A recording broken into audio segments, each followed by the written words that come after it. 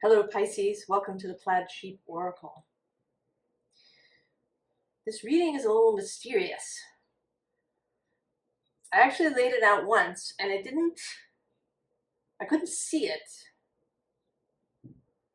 So I did it again and now I do see it, or at least the shape of it. And an interesting thing is that one deck got swapped out, but sort of similar cards came out.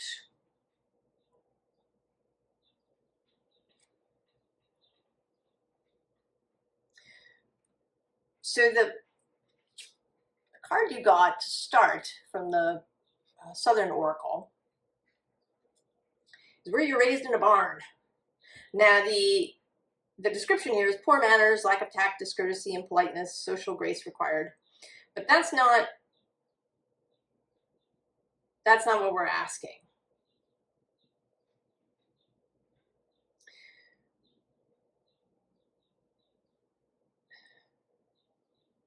You are being asked to kind of discard a lot of what you were raised with. The box, the container, the limitation that you were raised with.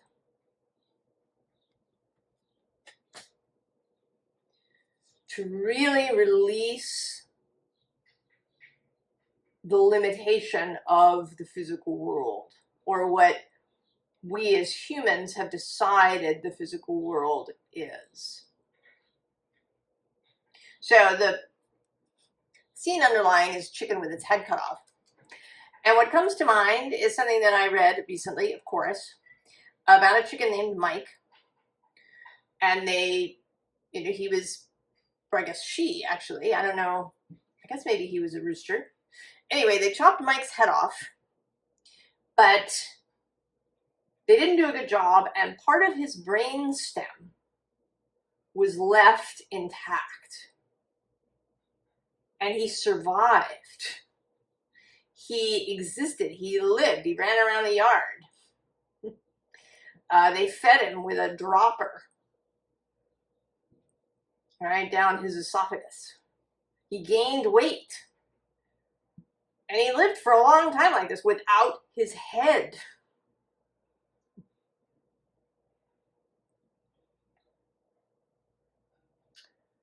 Headless Mike. The chicken. There's also somewhere there was a man who was born, I think, without a large portion of his brain, and he lived just fine. He existed. You know, and not in a vegetable state. He lived his life without most of his brain. I'll try to find these links and stick them in the description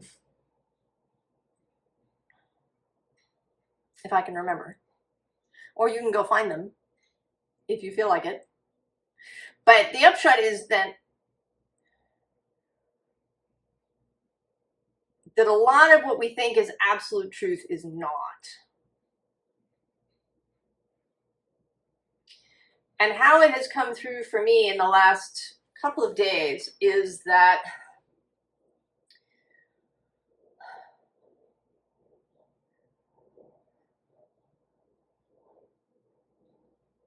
the physical reality that we have is expressing a story,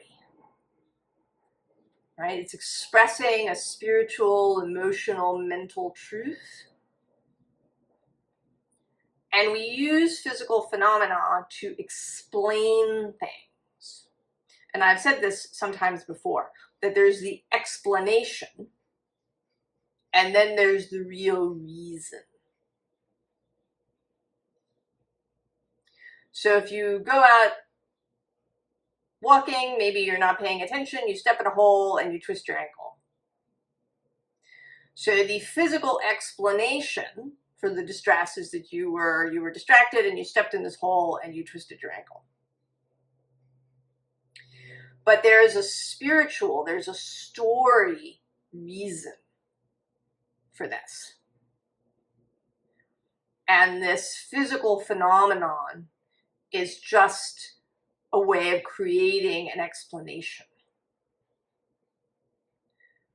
So that the physical world is really malleable. Like even more malleable than, you know, a lot of people, even in the spiritual sphere, see it.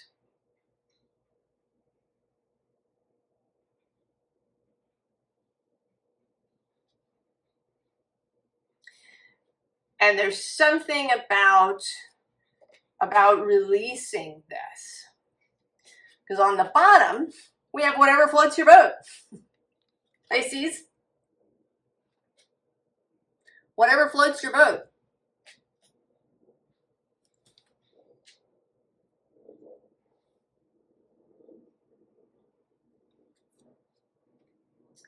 Six of Roots.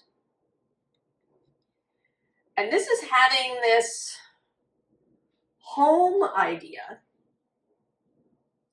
But it's interesting. Actually.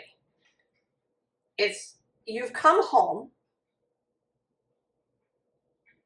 And I think there's going to be a period of time that you spend there. Coming back to this knowledge, this understanding. And I want to say that it's possible that we never had this. Not as a whole species.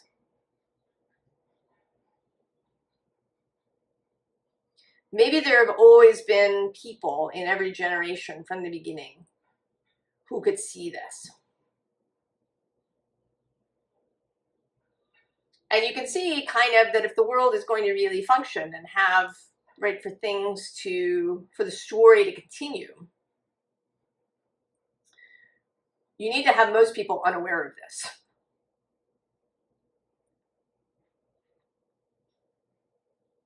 Right? Most people in the audience, you know, they kind of, maybe they know that there's stuff going on backstage, but they don't really know. Whereas if you're somebody who works backstage, then you really get to know what's happening back there. But you're the minority. But now you've come home. You know, in this card, right, there's things, there's the hurricane lamp, there's the broom besom, there's the horseshoe. There's flowers here on the chair. Right, there's all the symbols. And then on the underside here, we have the Two of Blues. And this, I think, is, right, reacquainting yourself with this eternal soul aspect of you that knows this. Ooh.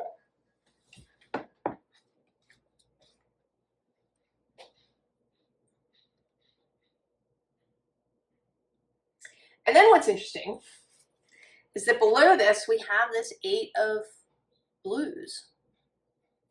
And I think that the deal is that when you've spent a little time kind of reacquainting yourself, that it's going to be time to go back out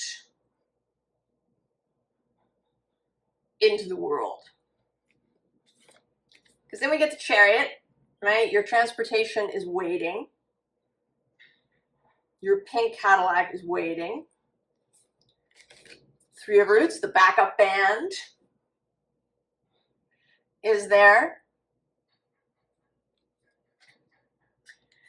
And then this Ten of Jazz. You know, this is the Ten of Wands, right? The Waite. But this is feeling like a fanfare. Right? Like somebody who, you know, rides ahead of you and you know, there's a fanfare, or, right, there's an arrival, or or maybe even like a starting pistol sound.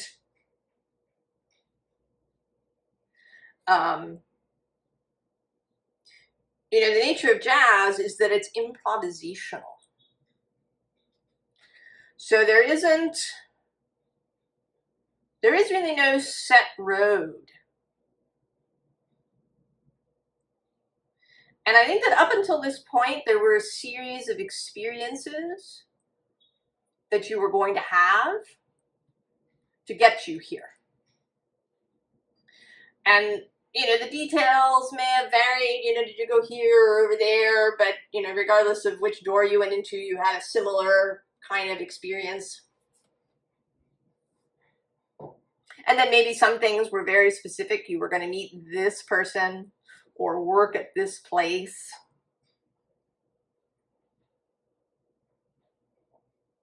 Because that would give you something to bring you here. But from now on, I feel like it's really kind of all bets are off. Like your soul knew that you would get here, and then it just opens up. And now even your soul has not looked ahead to see what might be coming. Because then we have the two of jazz, two of wands, two of improvisation, two of, right, setting out on the road.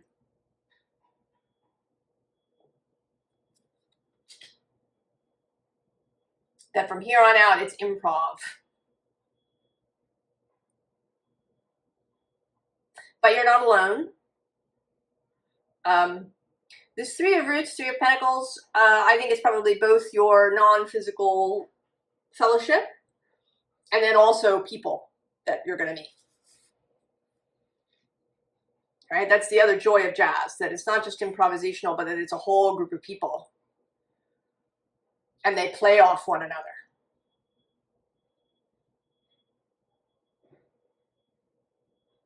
And, you know, there's experiments. Right? It can sound really great or it can sound like crap. And you try something different. So there's action, right? The movement with insight behind.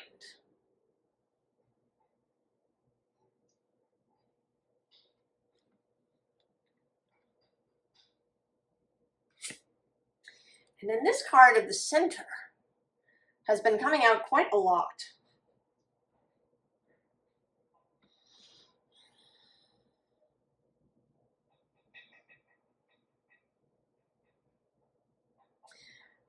It's like something, you're going to be drawn to something.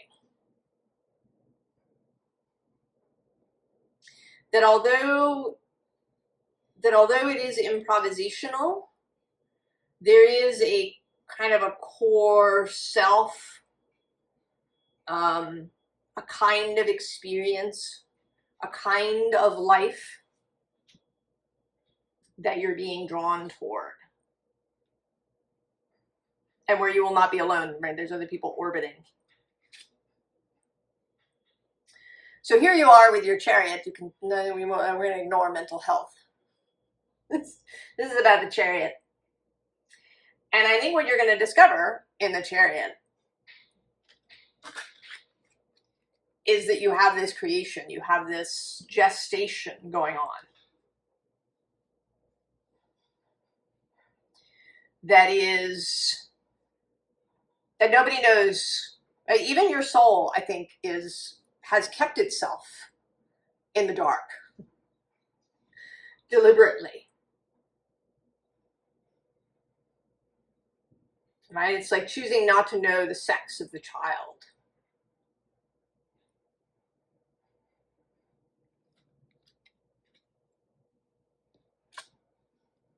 And then there's post the birth, this grace, this arrival into the new place.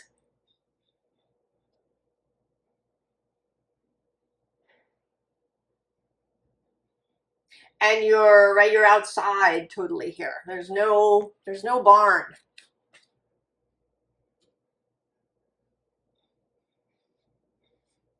There's a wildness. There's no landscaping. This is not a manicured garden. This is a wild place.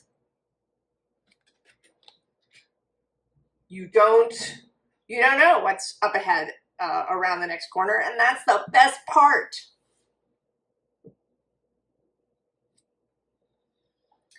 Right? Because here you've been doing what you've been doing. It's been educational, but you're ready to come down off the scarecrow posts here.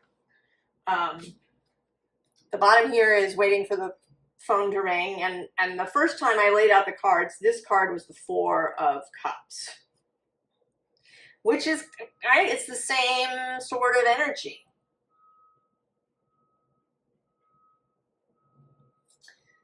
But interestingly, under here is the sea spirit, and she's upside down.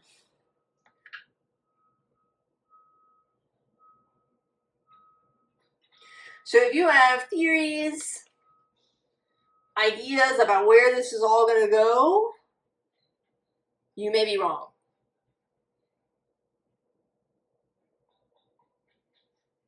You may be wrong.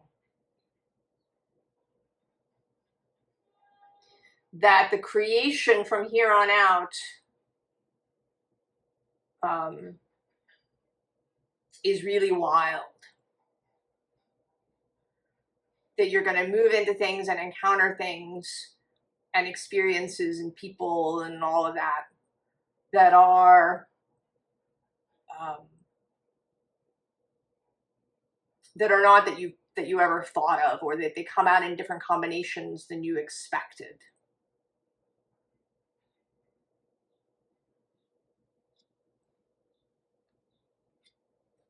Right? Oceans and fly.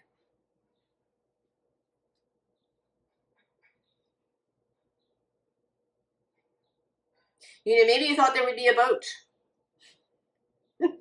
Like, I don't know, was it Taurus's reading? Taurus's reading, I think that the boat was coming in.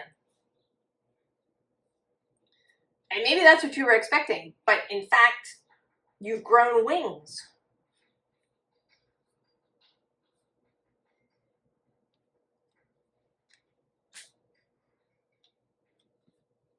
Right? The dreamer. But she's kind of, right? She's kind of in the clouds.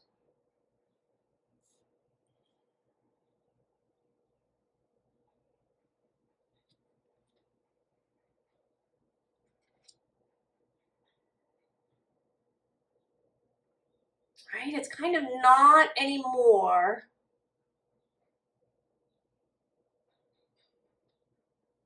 I don't know, I don't want to say it's not about the specifics, but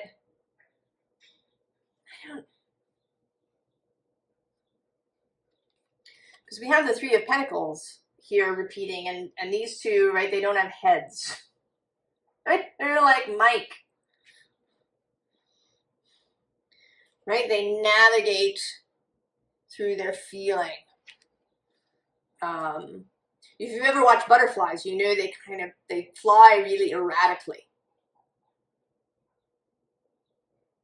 And the explanation for that is both, kind of how their wings work, but also, that this allows them to avoid birds, right? That it's an evolutionary thing. But that's just the explanation. I don't know the reason. I mean, maybe part of the reason is so that we have this metaphor of the erratic possibilities.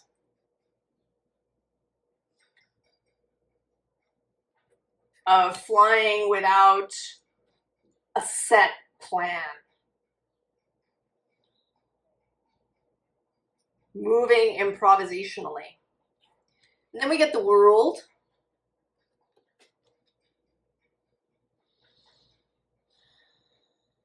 And the first time that this was a different deck, it was this Tarot of the Unexplained, and the card that came out was the World, but it's this hollow earth.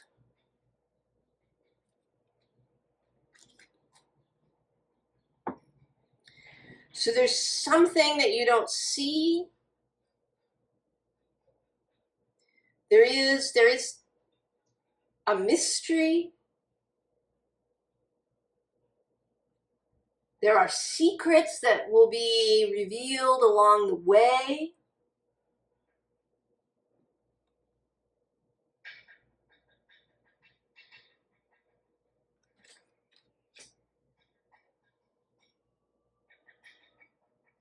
And that the secrets might change depending on, exactly how you go. There's something really like, this is not set. From here on out, it is improvisational.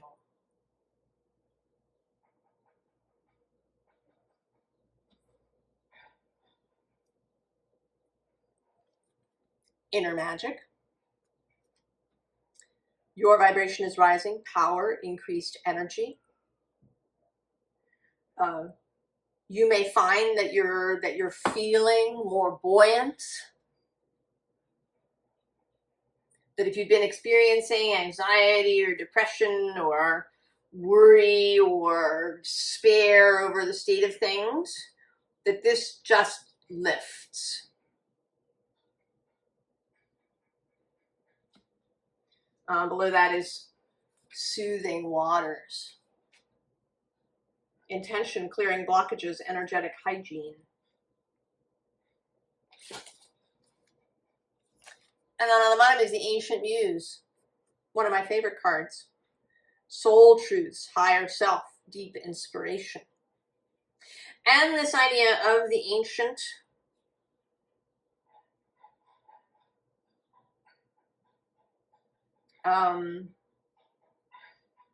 of the idea of mystery. I think maybe one of the things that differentiated kind of the seers, the oracles, the priestesses and priests from the rest of the populace was that aspect of faith, the ability to not need to know.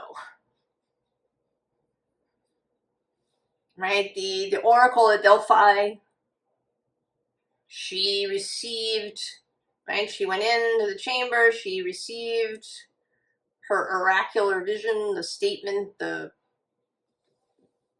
her acolytes, her assistants took down for the questioner. And she didn't question it. She was not interested in whether it made sense and whether it was logical or reasonable or any of these things. She did not. This was not.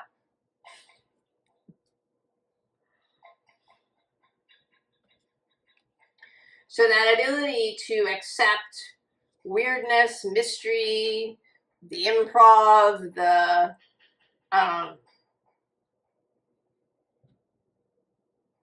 all of that. Right? That's the Pisces aspect. If you sort of have this Pisces Virgo axis, and the North Node is in Pisces, calling us to this. You may well have a Pisces North Node if you were drawn to this reading.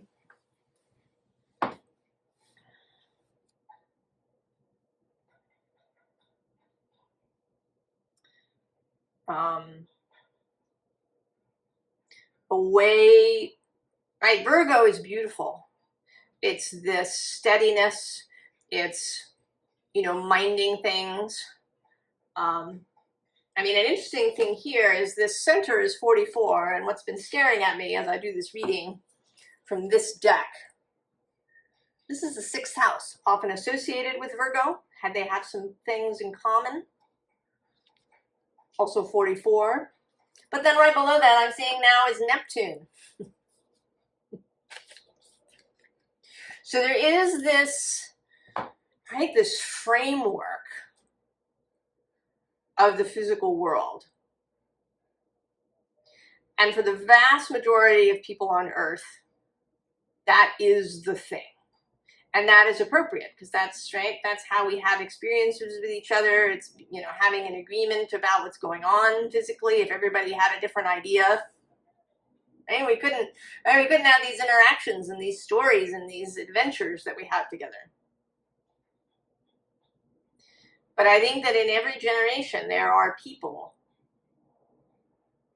who leave that behind, or who step outside of it.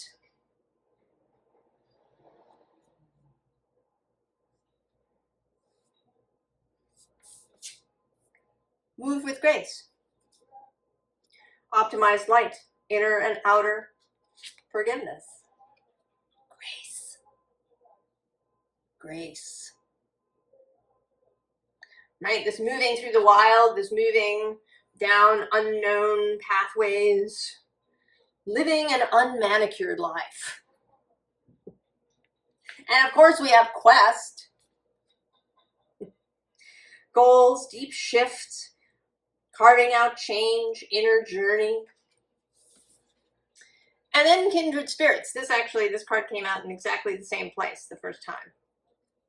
So this, right, feels important. Soul family, vibrational magnetism. So you are not alone. There are others. There are others. Others who have grown wings. Others who are stepping out of this. And as you start to move improvisationally, you are, going to meander into each other. It's one of those like paradoxical things, right? You do have a center, right? Your values, what turns you on, your dreams, your passions, and also this, this guiding light of the unknown, which is kind of a paradox in itself. I'm thinking now, the Four of Cups card that came out instead of this waiting for the phone to ring is actually this Four of Portals from this deck. And in the description, it talks about how the portal itself is just reflecting the ocean.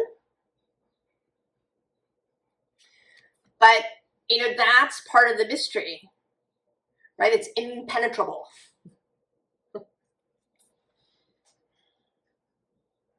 And that's part of the fun.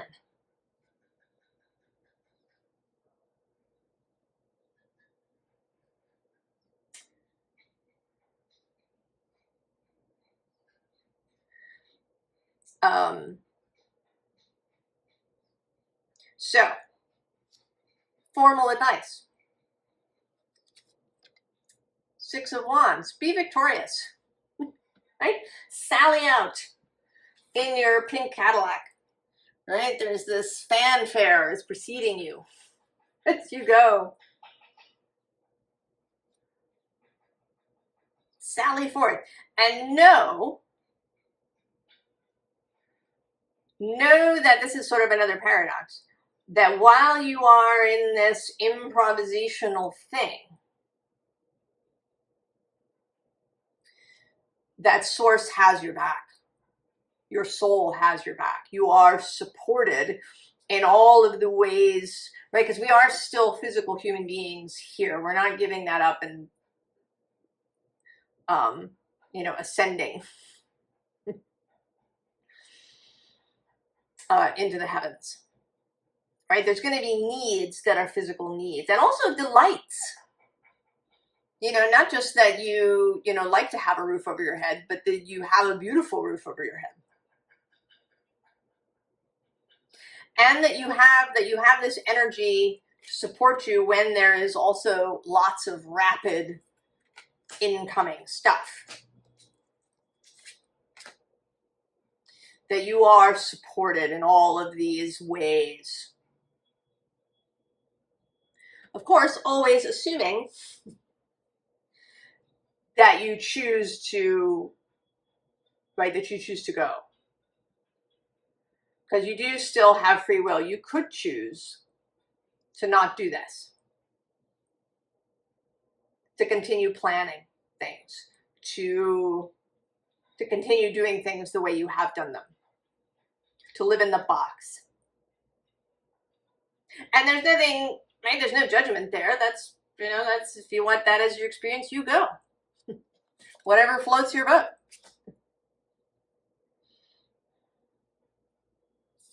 But there is this Knight of Wands under here. This fast-moving, passionate energy. I think that it might be difficult a little bit. It might get really uncomfortable to try and sit on your spot, to remain on this scarecrow cross.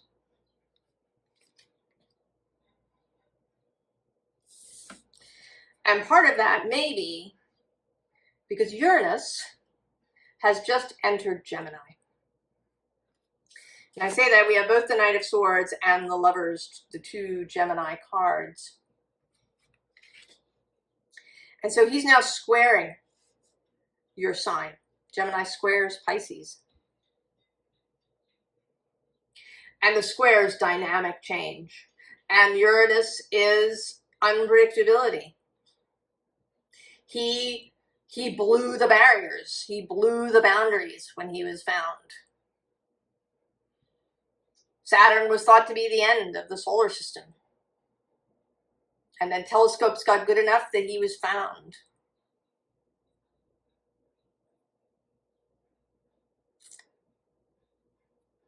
So he blew that barrier right open and caused a whole hoo-ha in the astronomical and astrological communities. They were still kind of the same thing at that point in the late 18th century.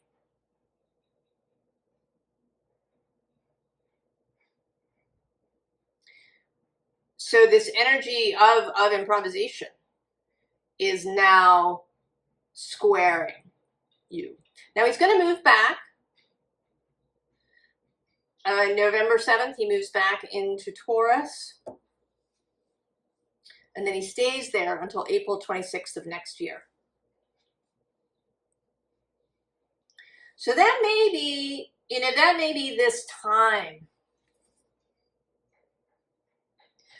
for the next, I don't know, how long is that from November to, or I guess even from November to April is November, December, January, February, March. You know, that's like 6 months. Oh, that's interesting. It's a 6. 6 was coming out in the Aquarius full moon reading. Maybe that's the 6. The kind of, it's a little more than 6 months. I think. But six-ish months. No, it might be almost exactly 6 months. All right. Regardless, the 6 months that Uranus spends in Taurus, again, maybe that is this, right, this period of kind of lounging in this knowledge, right? He's entered Gemini now. He's there until November. You may have a bunch of experiences, ideas, downloads, readings, who knows what, that really open up this concept to you. And then Uranus backs out. And then maybe there's a quiet period where you get to know, really get to know yourself, your soul, your, you know, this, where you explore this. Maybe you do some experimenting in manifestation, in, you know, seeing the malleability of the world.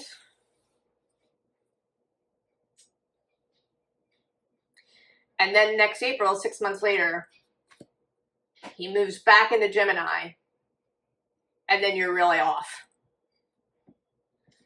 Right? The next 7 years, he's moving through Gemini. And then he'll move into Cancer, where he'll trine your sign. And we don't know. Who knows what might come?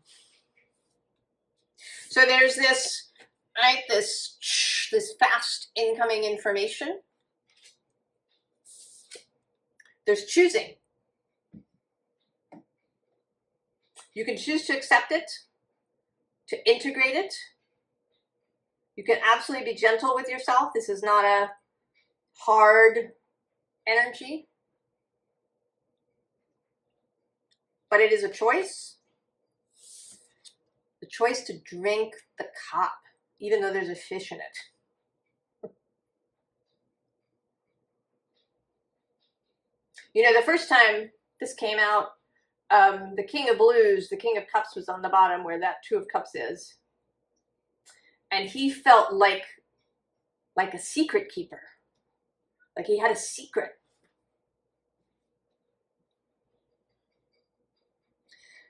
And, you know, he is someone who has drunk the cup.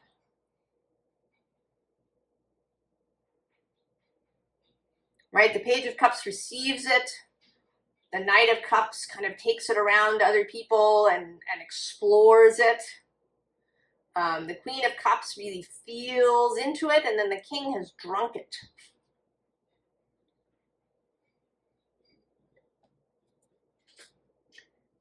And when you drink the cup, the High Priestess.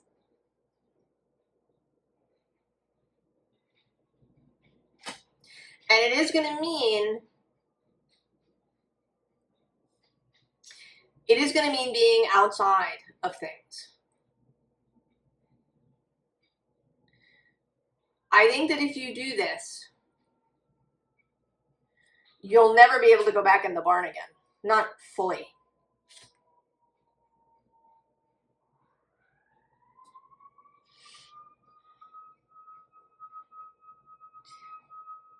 And that is, I mean, that's the challenge of being and there's this siren going off in this really weird, sad way. I don't know, maybe it's this.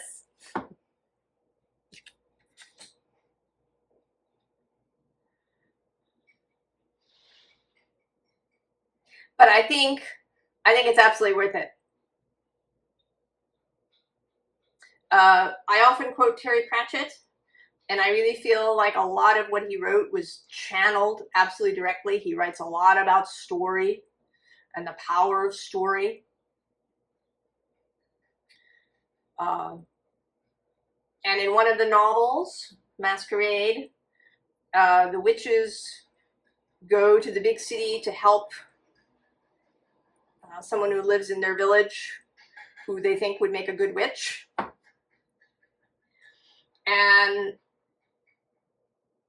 you know, there is this starlet who's out on stage, but the would-be witch, you know, she sees stuff. She cannot be blind to what is really going on. She cannot exist in the barn. She knows, you know, about the trap doors and the flies and the lighting, and she knows about all of this. And Granny says to her, "Isn't it better? Isn't it really better to know all of that?" Right? There's a thing about that, in that you, right, that you're separate, that you're not, you know, part of the planned orchestra. You're now with this jazz group.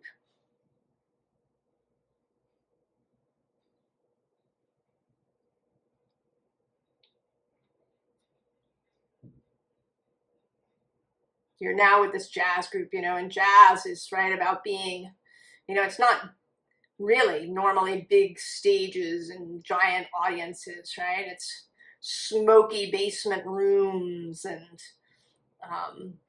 lots of candlelight and You know, people dancing close.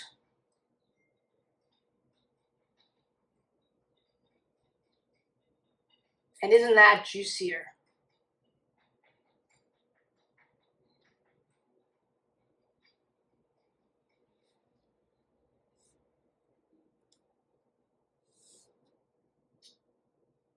Well, I don't know what else to say about this, Pisces, except go forth and experiment. And come back and talk about it. Tell us how this seems to you. As always, I wish you the very, very best, Pisces. And I'll see you next time. So long.